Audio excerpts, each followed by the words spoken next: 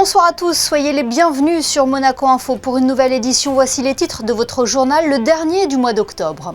Après 10 ans d'action pour lutter contre les cancers pédiatriques, la Fondation Flavien annonce un nouvel essai clinique, un nouvel espoir pour les enfants malades. Nous en parlerons dans quelques instants avec Denis Macario. L'AS Monaco veut renouer avec le succès dès demain face à Angers. Nous écouterons dans ce journal Brel Mbolo, plein d'ambition avant cette rencontre de la 10e journée de Ligue 1.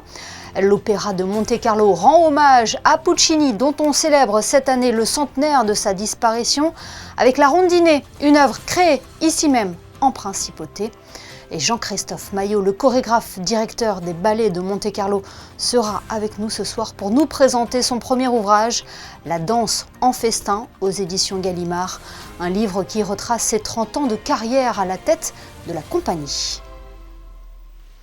Mais avant de développer ces titres, le prince Albert II apporte son soutien à l'Espagne après les inondations meurtrières qui ont dévasté la région de Valence. Le prince souverain a adressé une dépêche officielle au roi Felipe d'Espagne. Il y exprime sa solidarité envers le peuple espagnol et sa compassion face aux épreuves que le pays traverse. Le prince Albert II salue également le courage des équipes de secours et de tous ceux qui s'unissent pour aider les sinistrés. Plus de 160 personnes ont péri dans ces inondations dans le sud-est de l'Espagne et le bilan ne cesse de s'alourdir.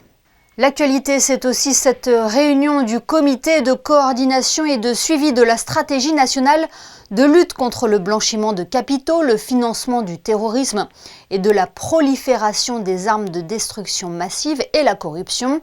Elle a rassemblé l'ensemble des autorités compétentes, le Conseil national et les représentants du secteur privé pour faire un point de situation après le placement de la Principauté par le GAFI sur la liste grise.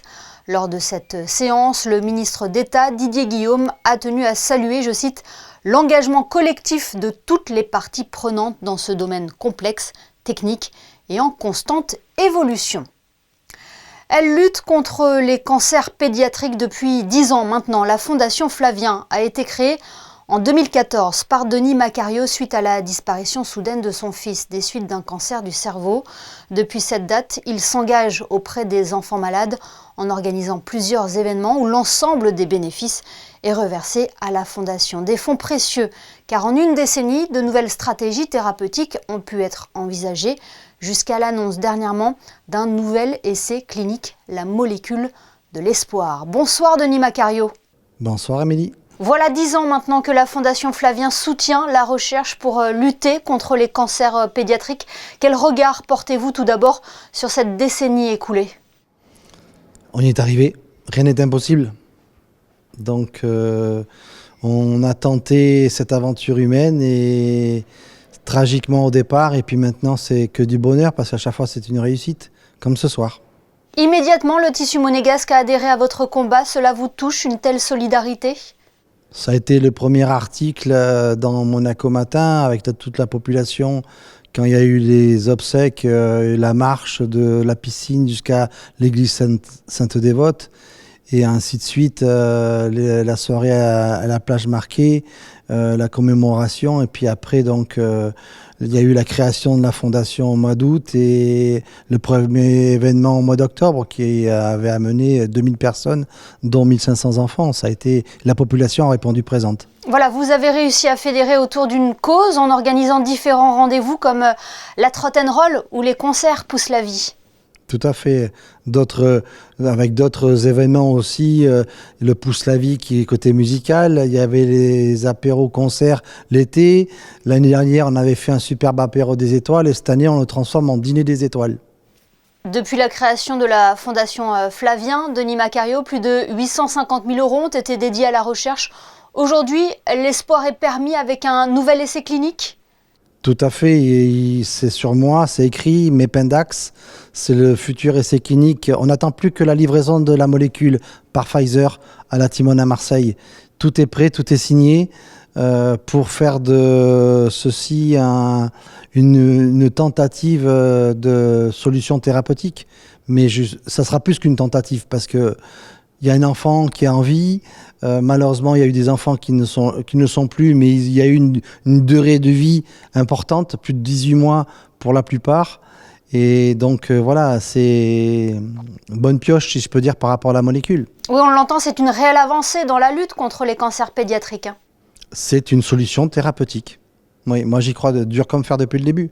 C'est voilà, c'est le Graal, mon étoile elle est là, au-dessus de l'autre étoile, mon Flavien, et cet essai, ce qui va s'appeler Mépindax, voilà, c'est l'aboutissement de tous ces dons en action. L'aboutissement aussi de l'implication sans faille du centre scientifique de Monaco.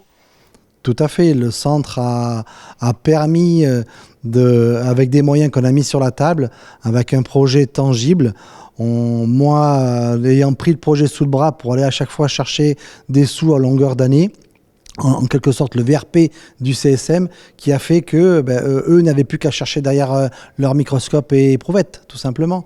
Et ça a matché. Eh bien, merci beaucoup, Denis Macario, d'avoir été avec nous pour évoquer les 10 ans de la Fondation Flavien, fondation que vous avez créée en mémoire à votre fils. Merci beaucoup. Merci à vous. En basket, l'AS Monaco s'est offert une victoire avec la manière face aux Partisans Belgrade 79-74 en Euroleague. Après sa défaite surprise face à Paris, les Monégasques ont su réagir collectivement de bon augure avant la rencontre face aux Algiris Kaunas vendredi à 19h. Au même moment, en Ligue 1, l'AS Monaco recevra Angers au stade Louis II.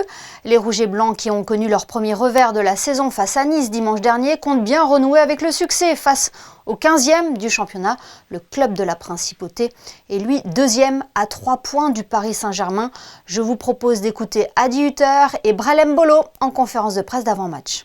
Lots of respect also for Angers, but we know when we bring our performance on the pitch, we can win and we should win this game. When we don't do this, we can struggle a lot.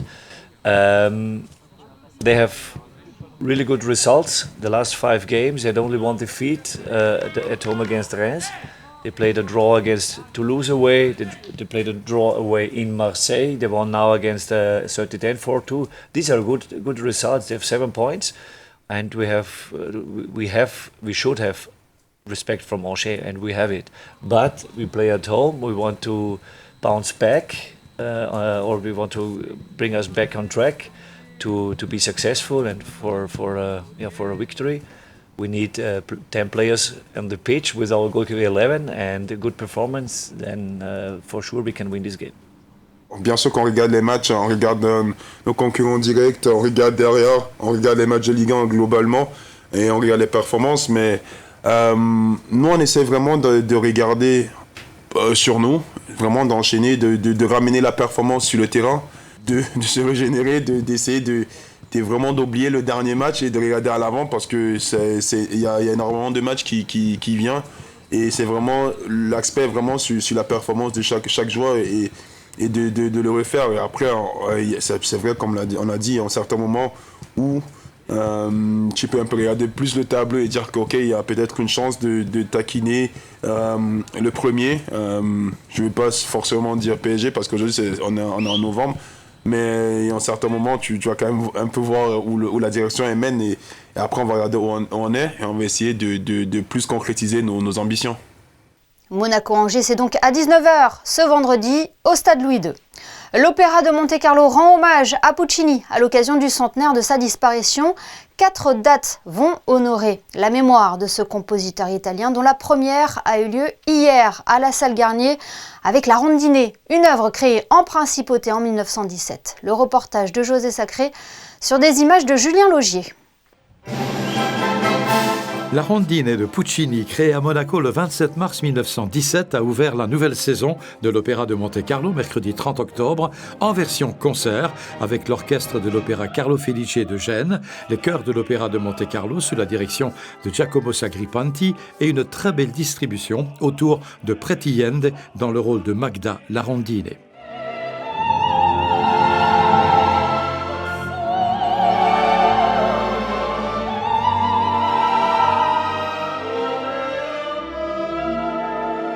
La distribution, c'est fantastique.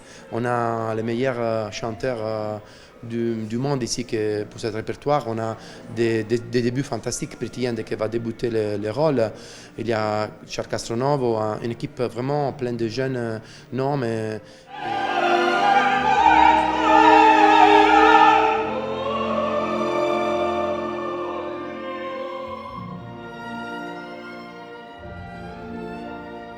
Moi, j'aime bien la version concert parce qu'il y a un focus sur la musique qui est très particulier. Et beaucoup de fois, quand on a aussi un théâtre comme ici à Monte-Carlo, très petit, mais hyper beau, on peut vraiment profiter de toutes les expressions des artistes et de la musique. Le prochain opéra du festival Centenaire Puccini sera La Bohème, du 8 au 19 novembre au Grimaldi Forum, avec dans le rôle de Mimi, la grande Anna Netrebko.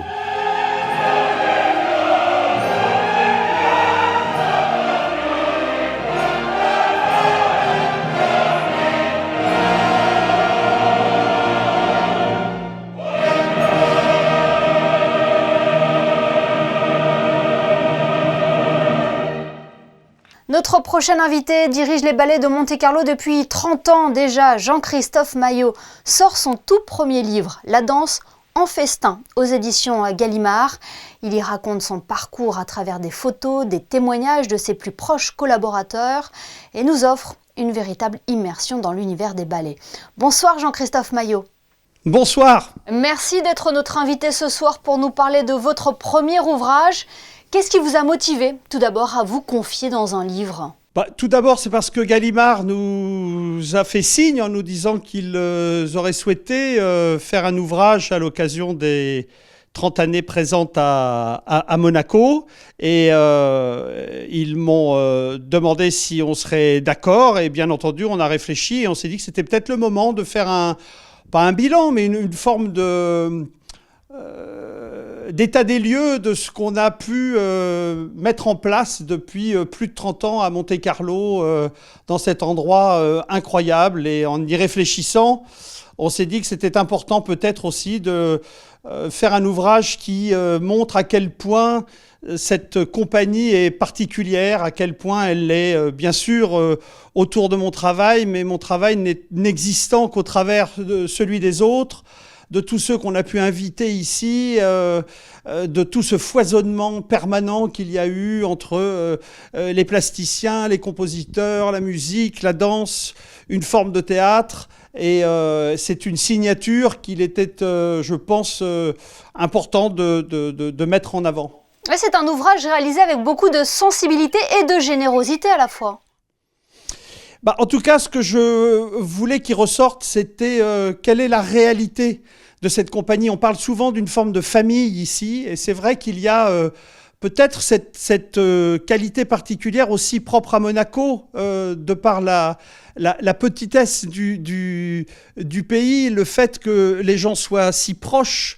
Je trouve qu'il est toujours important quand on dirige une structure, non pas de penser à ce qu'on aimerait faire, mais de penser à ce qu'il est important de faire en fonction du lieu où on se trouve.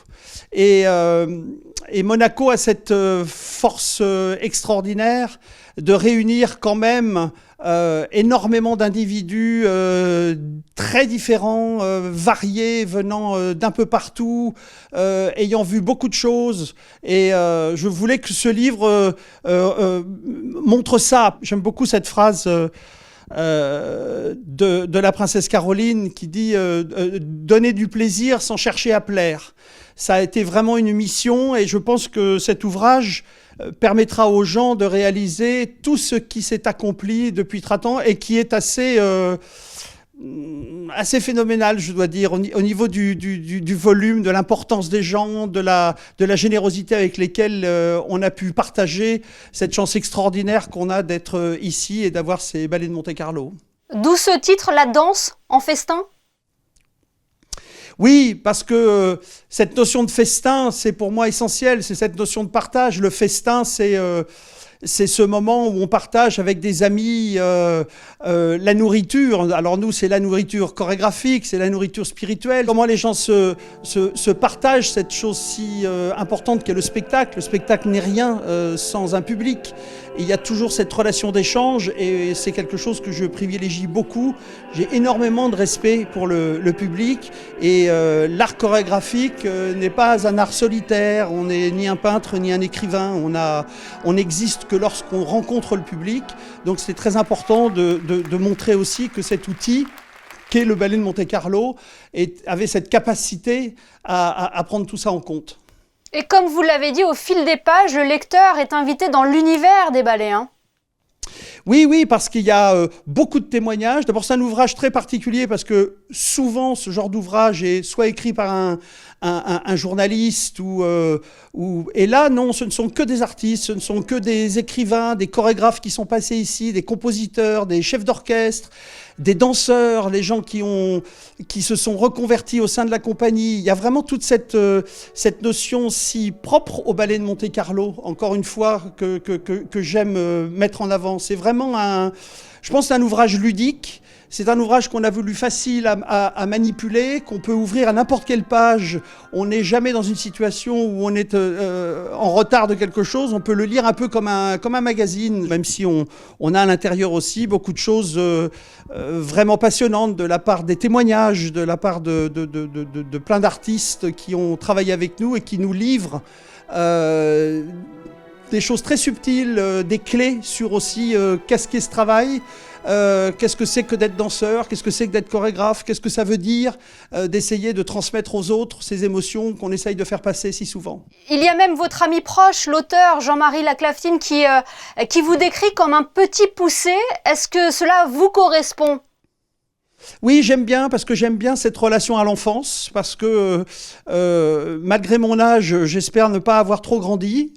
J'aime bien cette idée de voir la vie avec un œil un peu infantile, en essayant de concevoir, même si des fois l'enfance est assez dure, de concevoir les choses avec simplicité, avec humanité, quelque chose de direct, qui est en rapport finalement avec la manière dont on s'exprime. Qu'est-ce qu'il y a de plus simple et de plus direct que de s'exprimer avec son corps et de dire ces choses que souvent les mots ont du mal à préciser. Eh bien, merci beaucoup Jean-Christophe Maillot d'avoir été notre invité ce soir pour évoquer votre livre La danse en festin aux éditions Gallimard qui vient tout juste de paraître. Merci beaucoup. Merci à vous. Coup de projecteur à présent sur cette représentation proposée hier soir par l'Alliance française au Théâtre des Variétés et jouée par la troupe Les Terribas. Le Fou Noir est une pièce dont l'histoire est inspirée de faits réels. Fabien Bonilla vous en dit plus dans ce reportage réalisé avec Camille Caloni. Quand la partie débute, il y a plus d'aventures qui se jouent sur un échiquier que sur toutes les mers du monde. Macorlan! Oui, Macorlan! Un homme noir et un homme blanc se livrent un combat acharné une nuit entière dans l'obscurité d'un salon cossu. Sur l'échiquier, qui du roi noir ou du roi blanc sera mis en échec et mat ? Autour de la table, lequel des deux joueurs, le noir ou le blanc, sera-t-il vaincu ? Voici peut-être le résumé que l'on peut faire de cette pièce jouée au Théâtre des Variétés à l'initiative de l'Alliance française de Monaco. Mais c'est un événement culturel assez exceptionnel pour nous, puisque la troupe qui va jouer ce soir vient du Bénin, et qui est un pays francophone. Et donc, dans la mission de l'Alliance française, évidemment, la francophonie joue un rôle essentiel, puisque nous donnons des cours de français langue étrangère, et nous avons également une mission culturelle. Nous créons des événements culturels comme celui-ci, que nous soutenons. Sur scène, le comédien béninois Onouenou Joël Locossou reprend un texte de l'écrivain italien du XIXe siècle, Arrigo Boito, et Stéphane Lamotte, comédien passionné d'échecs, joue le rôle d'un conférencier. C'est un récit qui raconte apparemment, d'après les documents, un fait réel qui a eu lieu à Genève entre un ancien esclave affranchi qui gérait une activité commerciale et un joueur d'échecs américain qui a parlé des Noirs d'une manière un peu légère et de lui et qui s'est rendu compte que le mec était dans le salon. Donc pour se faire pardonner, il a essayé de lier langue, comme on dit, avec ce mec. Et du coup, il lui propose de jouer au jeu d'échecs. Et l'enjeu, évidemment, c'est cette confrontation, cet affrontement entre ce blanc et ce noir. Et l'issue est inattendue. Je ne vais pas en dire plus. Et donc, voilà, on est dans une espèce de d'ensemble en fait, de spectacle choral. Sur la scène également, pour rythmer la pièce, 2 chanteuses d'un groupe célèbre du Bénin. Oh eh, ndodin tololo oh eh ah, ndodin mi boba no ko mi de bono modo e mi do bono wede o. Alors nous chantons juste l'amour, la fraternité, parce que nous avons besoin d'être avec le reste du monde, avec notre voix et porter la voix des sans-voix. Après Monaco, la troupe béninoise est partie en Belgique pour interpréter le Fou Noir à la demande de l'Alliance française de Bruxelles. C'est une nouvelle expérience dans le monde de l'art. Nous nous sommes intéressés ce soir à une plateforme qui met en valeur la diversité artistique. Art Collect est une vitrine numérique fondée par Christian Lange et elle pourrait bien redéfinir notre rapport à l'art contemporain. Les explications de Vanessa Dessy sur des images d'Arnaud Humbert. C'est un entrepreneur visionnaire, animé par la passion de l'art et le désir de démocratiser son accès. Avec un parcours riche en gestion de galeries et un solide réseau dans le monde de l'art contemporain, Christian Lange semble multicasquette. Je suis issu du secteur hôtelier, donc les hôtels haut de gamme. J'ai été concierge dans un palace à Bruxelles. J'ai changé un petit peu mon fusil d'épaule. Je fais des relations publiques et presse pour une chaîne d'hôtels, pour des compagnies aériennes, pour des tours opérateurs à Bruxelles. Ensuite, j'ai quitté la Belgique pour venir vivre à Cannes. Je suis parti, après quelques années, vivre à Saint-Barthélemy, où j'ai commencé mon propre travail artistique, ce qui fait que tout ce que je faisais en termes de relations publiques, je l'ai mis à profit pour moi, c'est évident, ce qui m'a permis d'avancer. Et suite à un problème de santé, l'artiste rentre en France juste avant la pandémie. Il crée alors Art Collect, afin d'offrir une plateforme internationale pour les artistes émergents et donner aux collectionneurs un accès direct aux créations. Beaucoup d'amis m'ont dit « Christian, tu sais faire des sites internet, crée quelque chose, on veut bien te donner une commission en cas de vente, participer aux frais ». Donc c'est comme ça que ça a démarré. Mais en plus, on a voulu faire les choses de façon différente par rapport à ce que font d'autres plateformes. Donc nous, pour les artistes, on prend tout en charge. Communiquer, je sais faire. Écrire, je sais faire. Donc c'est nous qui rédigeons la biographie de chaque artiste. C'est nous qui mettons tout en place sur le site internet. Pour les artistes, on prend une commission, c'est la commission la moins chère du marché. On prend 12% de commission quand il y a une vente. Et on est en plein développement. On a un petit peu plus de 100 artistes, mais on a des artistes des États-Unis, du Japon, du Brésil, du Mexique, un peu partout en Europe, même jusque dans les fins fonds du Canada. 6 expositions sont à prévoir à l'Espace 22, dont une consacrée à Antoine Pisano. L'artiste délivre un message fort, un savant mélange entre religion et philosophie, à découvrir au mois de juin. Autre exposition à découvrir au comité monégasque de l'AIAP cette fois-ci. Elle s'intitule Odyssée et présente les clichés du photographe Bastien Soleil qui plonge le visiteur dans un monde sous-marin fascinant. Une exposition à découvrir jusqu'au 7 novembre. C'est un chantier que vous avez sûrement remarqué au niveau de la place d'Armes. Afin d'éviter tout risque d'éboulement, des travaux de sécurisation du versant rocheux sont en cours. Combien de temps vont-ils durer? Et quelles sont les différentes phases? La réponse dans ce reportage de Frédéric Elion, Alexandra Marangoni et Clélia Renaud. Avec les intempéries et les phénomènes pluvieux extrêmes, des chutes de pierres ou de blocs peuvent se produire. Afin de prévenir tout risque d'éventuel éboulement, des travaux de mise en sécurité du versant rocheux situé au-dessus de la place d'Armes ont débuté le 3 octobre. Ce projet a été initié à l'initiative du Palais Princier il y a déjà bien 3-4 ans, à la suite de plusieurs chutes de pierres qui avaient été recensées. Donc il y a eu toute une phase d'études préliminaires et jusqu'à des études de conception et un appel d'offres qui ont été lancés. Là, on est en phase vraiment de travaux préparatoires, c'est-à-dire qu'on a mis en protection tous les enjeux existants, c'est-à-dire le bâtiment de police. On a une phase à la fois où on protège les enjeux en provisoire et une autre phase en parallèle qui est réalisée par l'entreprise de Skydeck, la mise en place d'une galerie de protection piétonne le long de la place d'Armes. Des opérations de confortement sont réalisées sur des blocs potentiellement instables, ainsi que le débroussaillage et la pose de grillages et de barrières, le tout dans le respect de l'environnement et des espèces présentes sur site. On est intervenu en phase amont pour justement faire un diagnostic, savoir quels enjeux étaient présents sur le site. Et donc on a révélé 2 gros enjeux, donc la nivole de Nice, qui est une plante qui est assez localisée et dont notamment le Palais a fait une campagne de consolidation de population avec la transplantation avec le Conservatoire botanique méditerranéen. On a fait ce qu'on appelle des mesures de mise en défense.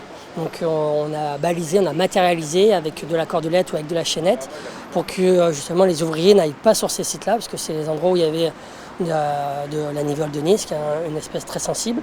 La fin de cette première phase de travaux est prévue pour la mi-janvier. Place à présent à vos prévisions météo. Pour cela, Sarah Inkari nous a rejoint en studio. Bonsoir Sarah, quelle est la tendance pour ce premier jour de novembre ? Bonsoir Émilie, bonsoir à tous. Le soleil est bien installé et continuera de nous réchauffer encore dans les jours à venir. La météo de ce vendredi sera sensiblement la même qu'aujourd'hui, avec un ciel totalement dégagé et des températures qui oscilleront entre 13 et 21 degrés. Et demain, le 1er novembre, nous fêterons la Toussaint, la fête de tous les saints, à ne pas confondre avec la fête des défunts qui, elle, a lieu le 2 novembre. Oui, nous aurons aussi une pensée pour les Harolds demain, et cette transition entre le mois d'octobre et le mois de novembre est également synonyme de la fête d'Halloween. Peut-être avez-vous aperçu aujourd'hui d'effrayants déguisements dans les rues de Monaco. Ce sont nos photos de fin de JT ce soir. Demain, retrouvez Théo Schumer à la présentation. Excellente fin de semaine à tous sur Monaco Info.